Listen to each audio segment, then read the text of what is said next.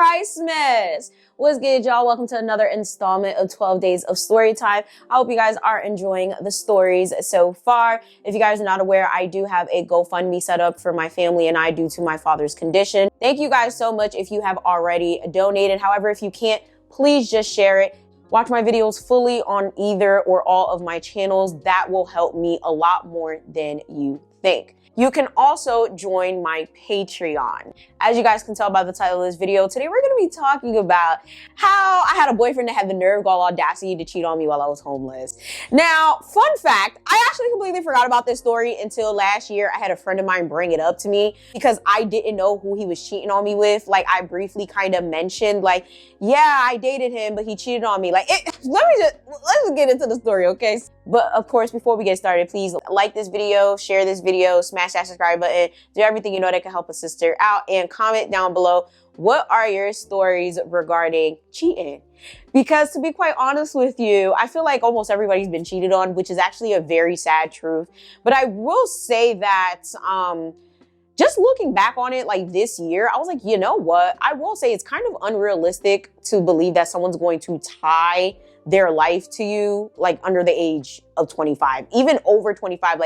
I started really thinking about it, like, y'all, 16, 17, 18, 20, 21, 25, 27. I'm not gonna hold you. I'm never gonna condone cheating. I've been cheated on so many times. Wrong is wrong, and I believe any single time somebody cheats on you, you gotta fucking leave. Ain't no staying after that, because it's never gonna be the same. But I will say that when you're young, people are gonna do stupid shit, especially because we're still learning, we're still growing, we're still experiencing different things and different people. It's kind of unrealistic to think that these people are not going to cheat, especially these fucking boys, right? Like, there's just so much going on that it's absolutely insane to me that we really think like, yeah, this is my boyfriend, we're 16, we're high school sweethearts, we're gonna be together forever. There's just so much life out there, especially if you're one of those people that like, especially if you're one that goes to college. Like, when I'm telling y'all, child, like the eye candy that's in college, the experiences that you have in college. And it's interesting because it's like, I'm the type of person, I don't believe in throwing that ass in a circle, right? I don't believe in people just like fucking and sucking and just doing shit. Like, I think that that's extremely inappropriate. However, I am a firm believer of people got to experience life. I feel like it is important to date. I think it's important to go out. I think it's important to have different experiences with different people. And it does get extremely difficult when you're tied down to somebody since you were like fucking 14. Because it's like, who are you going to prom with? This person. Who are you going to this event with? This person. Who are you going to college with? This person. It kind of boxes you into something. So if you're watching this, just make sure you do have those experiences, even if you do end up in a relationship long-term when you're young. I just feel like a lot of times it just isn't viable. And what happens is, and I've seen it happen so many times, one of the people in that relationship feels like they just haven't experienced enough and they end up cheating when they get older. Like, they're 30 and 40, fucking 10 people at the same time because they literally been tied down since they were 13, 14, 16, 17. There's going to be a lot of people that feel like I'm calling them out and they don't want to admit that what I'm saying is right to an extent. I'm just saying, hey, if it don't apply, let it fly. But if it applies, take what you can. You feel me? Because I feel like it is extremely important to have life experiences as a single person to get your life together, see who you are, see what you like, see what you don't like. Because a lot of times when you're in a relationship, especially long term, when you're young like that, you lose yourself. And it doesn't help that when you're that young, you don't even know who the fuck you are yet. So I definitely want to hear your comments down below regarding that, or if you went through something like that before. I've been in a few, I guess, long-term-ish relationships as a, adolescent.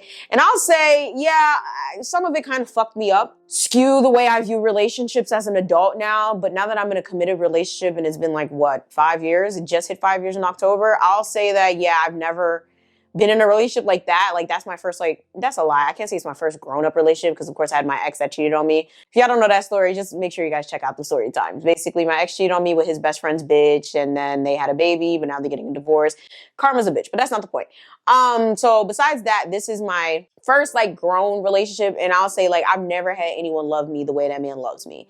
And it's interesting because I don't think we're even ready to get married yet, because it's just there's so many things at play, financially, family wise. Like there's so much shit going on, and I'm okay with that. Like I've never been one to rush for a ring and all of that. Like there's so many things I want to get in order before I'm married. I don't want to be married while I'm broke. I don't want to have a kid while I'm broke. I don't want to buy a house while I'm broke. I don't want to, like I want to be wealthy as fuck. Like I want to be able to like wake up, not have to film, not have to do anything, whatever. And I also want to be able to give back, but also be comfortable in whatever it is that I start. Like I've seen so many people get married and they got to live back in their parents' house. That's not going to be me, bitch. It's not. It's never going to be me. So I feel like a lot of people kind of rush into serious relationships, but most importantly, rush into marriage. But I'm sorry for the TED Talk. Let's get into the story. All right, so we're going to be talking about a boyfriend that I had in high school. We're going to call this nigga, that was mean. I'm not going to call him that. We're going to call this man Chip. I don't know. That's the first thing that I thought about. So I knew Chip since I was a kid. We actually grew up together, but he was one of those awkward kids that nobody gave a fuck about. I will say I didn't really care for him, but I was always kind of nice to him. Like I didn't bully him or anything like everybody else. One thing about me, there was dudes that liked me that I did end up coming around to, even though I ignored them while I was younger, but I never really made fun of people. Like I was never a bully when it came to those types of kids, but it was kind of like, I'm not going to date you though, but hey, you look better later. Hey, why not? And it happened with a couple of dudes where it was like, oh, you were a geeky little ugly nigga, and now, oh shit, you look good.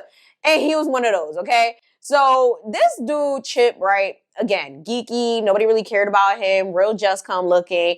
But then eventually he started looking real good, like in high school. And he ended up being like a whore because of it. Like he ended up being one of those dudes where like all the girls wanted him, all the girls were fiending after him, and he was like Facebook famous. And it was weird because when I started seeing him on my Facebook, I'm just sitting there like, oh wow, like this nigga I grew up with, like you're actually cute now and you get bitches. Like it was so weird. It was to the point where like, I remember I would go to school, and you know how we have that mutual friend situation, like on Facebook it would be like, oh, this person is mutual friends with whatever. Like there'll be people like, oh my God, do you know Chip? And I'm like, yeah, like we grew up together. And it's like, oh my God, like he is so cute. He is so, I'm like, okay, like this nigga's been beating down my DM since I was 4. Before I even had a fucking DM. You feel me? Like that boy was always in my face, always trying to get with me, always doing the most. So eventually he hits me up and we do hit it off. We're like, honestly, some way, somehow, we had a lot in common. And he ended up going to a nearby church, right? I'm not going to say what church it was, and I'm not going to give too many details because when I see this, all right, let me pause. I'm going to give it away. So eventually after talking on Facebook and stuff, we end up meeting up. We start going out for pizza. Like that was our thing. We went out for pizza every single time we saw each other. 1, because it was cheap and we were in high school and we had no money, but 2, because it was close to both of us and it was close to church, which happened to be very close to my house. So we would always go for pizza, and eventually, we fall in love. I don't know if it was love, to be honest. I can't even say I was ever really in love with this man. Like it's kind of crazy because that's why I actually forgot about this story, because I genuinely didn't care about this man as much as I thought I did. I feel like I cared more about what he did, and even at that I kind of completely forgot until I had to retell the story to somebody not too long ago, and I was like, oh, yeah, that was actually sad. But I don't really care. It's what he did more so that bothers me more than him, because like I was not in love with the nigga really. But anyhow, we end up dating and everything is going so well. Like I'm talking about like head over heels. But I will say something was real suspicious about him, because every single time I went to school, mind you, this nigga don't even live in my city, but he was always in my city because again, the church was there, okay? So if you guys know where I grew up in Elizabeth, it's always in the description box, sorry. Grew up in Elizabeth, New Jersey. He was always in Elizabeth, but this nigga was like from Linden or Roselle. Maybe I'm giving too much information, but I really don't care. If you don't want to be a story time, do better. That's it. Don't do stupid shit, right? So anyways, we end up dating, and all these girls keep asking me about him. And now that I look back at it, any single time I've had girls ask me about a dude consistently, the nigga's a whore. He's cheating. He's doing something, because in my experience, it's always like a checkup. Okay. Oh, are y'all still dating? I need to know before I fuck him because he's trying to fuck me type shit. Like it's always been the same thing. But of course with him, it was no different. People kept asking like, oh my God, like, you know him? Oh, well, that's your boyfriend. And they just give me the, And I'm like, yeah, that's my boyfriend, and what? And see, this is the thing, right? I will say, looking back at it, if you guys are not aware, I've talked about it numerous times. I was known for fighting, okay? I would slap bitches with heels on. I used to wear my hair out all the time. I was literally known as the girl slapping bitches in heels with an afro. That was my reputation. Am I proud of it? Not necessarily, but it's good to know that niggas knew not to play in my fucking face. Okay, I'll say that. So I know for a fact a lot of these girls was fucking niggas that I was dating, but they didn't want to tell me because I literally was the type to literally punch you dead in the face. Wasn't no planning, wasn't no wait after school. And what made it worse, and I ain't gonna lie to y'all, like looking back now as an adult, this was problematic. I did a lot of slapping bitches and not getting in trouble. Like never got suspended, never did nothing. But that's also because although I was really like that, I was actually a really good student. Like, especially when it came to adults. To this day, I still talk to a lot of my teachers and principals and stuff like that. Like, I was very studious. I was very active. I was writing plays. I was doing dances. Like, every single thing that was in high school, you name it, I did it. The only thing I didn't do was play a sport. But shit, dance is a sport to me, okay? I was a fucking athlete. All right, dance. If you know anything about dance, bro, like, that shit is a lot. It takes a lot of stamina, energy, and strength. You feel me? But nonetheless, like, since I was one of those kids that really never got in trouble in the school, I got a lot of passes. I did. And looking back at it, that was actually problematic. They should have suspended me every time I slapped a bitch, but they didn't. Eventually, I end up becoming homeless with my parents. Now, this is something I've talked about numerous times on my channels. If you guys have not caught up on my story times, please do so on your free time. Just go to my storytime playlist and binge everything. Like, you'll see all of the stories that I've had regarding me and my parents and a lot of our hardships. Like, I went through a lot with my parents, and I will say homelessness is one of those extremely touchy subjects for me because I've faced housing instability. I've had a bitch throw it back in my face. Okay, my ex's bitch really tried to throw that shit in my face one time during a Twitter argument. And to this day, I'll never let it go. When I see that bitch, I'm punching her in the face. I don't care how old I am. I could be 68. If I see that bitch, I'm punching her in the face. Nonetheless, the point is, right, like, housing instability is something that is close to me. Like, everyone has their thing, and I would love to one day become a millionaire so like I could like build some sort of housing for people that don't have a home, because I know what it's like to sleep in motels and sleep on people's couch and not have anywhere to go and sit on the steps while they lock your door because of an eviction. So I will say that that time was really hard for me because this was the time where my family and I was homeless for an extended amount of time. I believe it started in October and we didn't find an apartment till March. And Mr. Chip knew about my situation. He knew that I was facing housing instability very regularly because we talked all the time. Like, me and Chip, I will say, of all the exes that I've had, me and him probably had the longest, most intense, deep conversations all the time. Since, I don't remember if he didn't have a phone. I don't know what it was, but I just vividly remember talking to him on the phone at night, like the whole night, like throughout the night type shit. Like, we would have so many conversations. At the time when we first started dating, I actually did end up becoming homeless. And you would thought he'd be there for me. He'd be the most supportive boyfriend ever. But nope, instead, one day he randomly breaks up with me via Facebook message and ghosts me. Blocks me on everything. Can't call him, can't text him, can't hit him up on Facebook. Now, looking back, that was literally the most shittiest thing ever. And that's why he looks like shit, smells like shit, and don't get no more bitches. And I'm happy for him. That's what he deserves.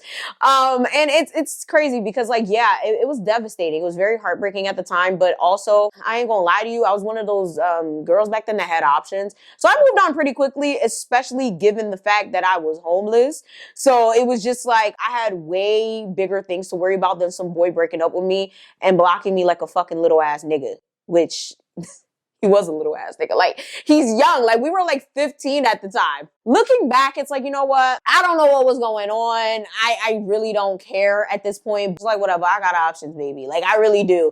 I will say dealing with him was like kind of annoying too. And it was kind of nerve wracking all the time because the church that he went to was extremely judgmental.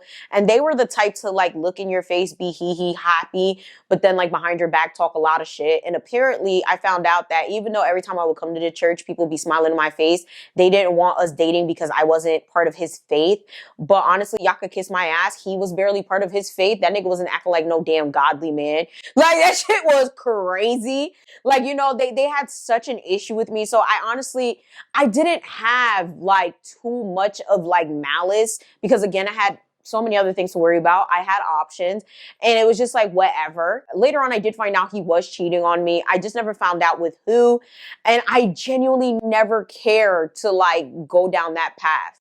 So fast forward, he ends up hitting me up again. I will say I was probably in college. This is probably before my last ex. So it probably had to be like my freshman or sophomore year type vibe. Nope. I started dating my ex my freshman year. So maybe it was like the beginning of my freshman year or like the summer of high school going into my freshman year of college. You know, he hits me up and he tries to rekindle things and I go see him. I don't want anyone to take this personal because I'm not talking about you. I'm talking about him. He done got fat. He done got unattractive and his breath stank. And I'm not even saying that because he left me while I was homeless. Although I should be saying more because he left me while I was homeless. But it just wasn't hitting anymore. It was just like, ooh, I dodged a bullet. And ironically, he happened to be related to somebody in my church youth group. So there were times where we had events and he would show up just to fucking annoy me. And that shit pissed me off. And the reason he would do that is because I started ignoring him at one point. Like, nigga, you broke up with me and blocked me while I was homeless. You think I'm about to be talking to you again? So he would sit there and try to like hit me up on Facebook, hit me up on whatever, trying to get my attention. And I would fucking block him immediately because you got me fucked up. So eventually I agreed to meet up with him. I went to his house. You know, we was chilling. I tried. Let me just say I did try. I tried to rekindle the flame. And I will say, like, our personalities go well together. Like, we have really, like, we do have a lot in common, but it's just like, I will never get over what you did. And now you're not even cute. So I hate to sound vain, but like, if I'm gonna forgive you for some shit, you better have a cute face, nigga. Like, it just wasn't hitting. Like, it was just like, oh God, like, I'm just gonna get what I could get. And one thing about me, which I could say is also my toxic trait, I'm gonna get what I can get from you when it comes to somebody fucking me over. I will never forgive you. If you cheat on me, I will never forgive you. If you betray me, I will never forgive you. If I cut you off when we become friends again, I probably did forgive you, but the friendship is never going to be the same because at that point, I do not trust you the same. So I will say that when it came to that, I did try, but it just didn't work out. Mind you, I tried twice, okay? Because after that, I ended up hanging out with him again. And it was just like, you know, he kept trying to do the whole, I really want to get back together with you. I'm so sorry for what I did. So I will say, at least he apologized. One thing that's very interesting about most of the dudes I've dealt with or my exes and stuff, a lot of them are actually very like apologetic when it doesn't fucking matter anymore. It's like, you know, just like I told y'all, my ex literally sat there after 5 years talking about I'm here to give you closure. Nigga, close the book and burn it. I will say it did help. And I do feel like closure does help. Like, and I know there's a lot of people that's like, oh, well, you don't need to go seeking closure, blah, blah, blah. And at one point, I'll say briefly, I was one of those people, but I will say, whether you get the closure or not, whether you feel good or not, getting it does actually help with the healing process because sometimes subconsciously you carry a lot of things with you based on how someone treated you in a relationship without really understanding that you're carrying it with you. So I will say, like, a lot of my exes have done a good job with A, giving me closure, and B, actually apologizing, whether it was a year later, 2 years later, 5 years later, or whatever the case may be. So I will say that's probably why I'm actually cool with a lot of my exes. Like, I'm not sitting there talking to them all the time, but, you know, I'll be at their funeral, you know, you know, we good. I ain't mad at you type shit. You know, I like your picture when you get married finally, because I feel bad for the bitch type shit, right? So, it's funny, because I ended up talking to one of my friends recently. We went to high school together, and we were just reminiscing on shit. And she's like, yo, remember when you dated Chip? And I was like, yeah. That nigga broke up with me while I was homeless. And she's like, bitch, what? And I was like, yeah. She said, yeah, that nigga wasn't shit for real. Like, he was definitely fucking, we're gonna call her, he was definitely fucking Kathy in the back of the church every weekend.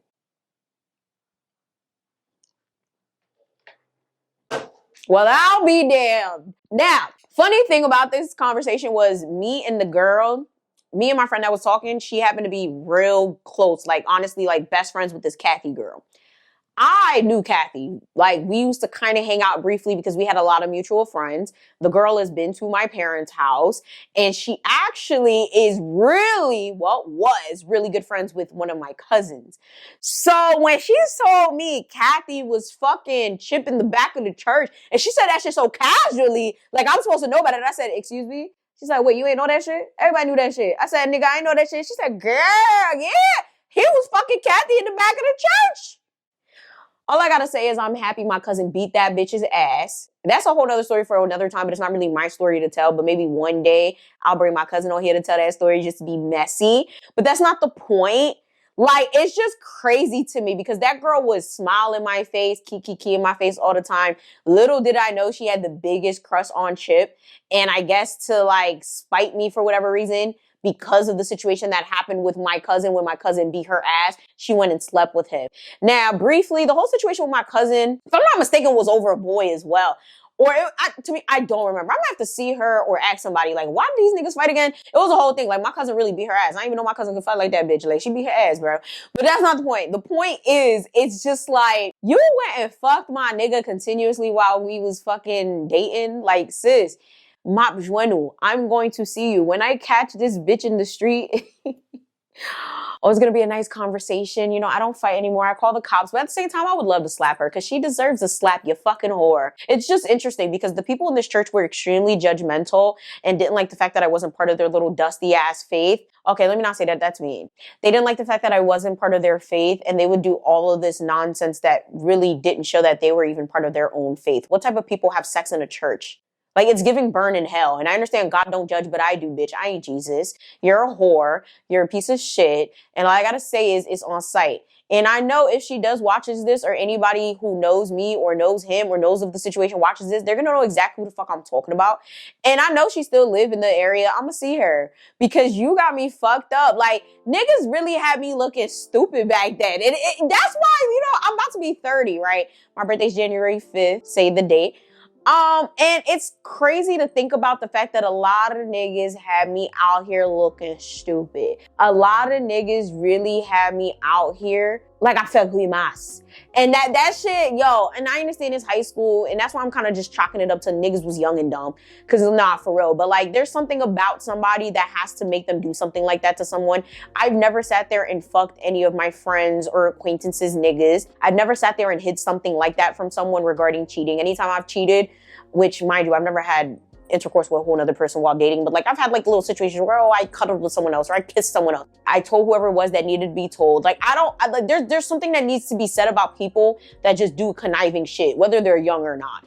That's why I said I can't really excuse any of the cheating or the betrayal that a lot of my exes have done to me, because at the end of the day, you have to be a certain type of person to do that shit, lie about it, hide it, and then continuously lie about it for years. So now that I know about this information, the next time Chip try to hit me up, not only am I going to cuss him out because nigga, I got a whole nigga now, but now I have this information, I'm going to have a fucking field day.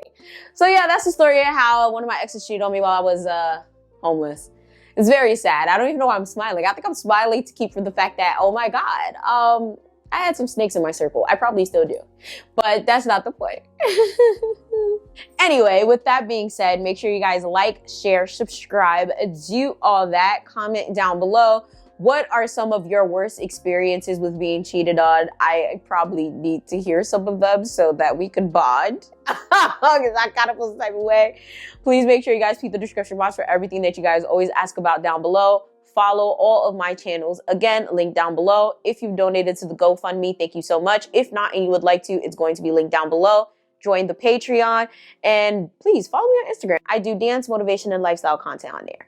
That being said, make sure you guys like, share, and subscribe, and I'm gonna see y'all next time. Bye!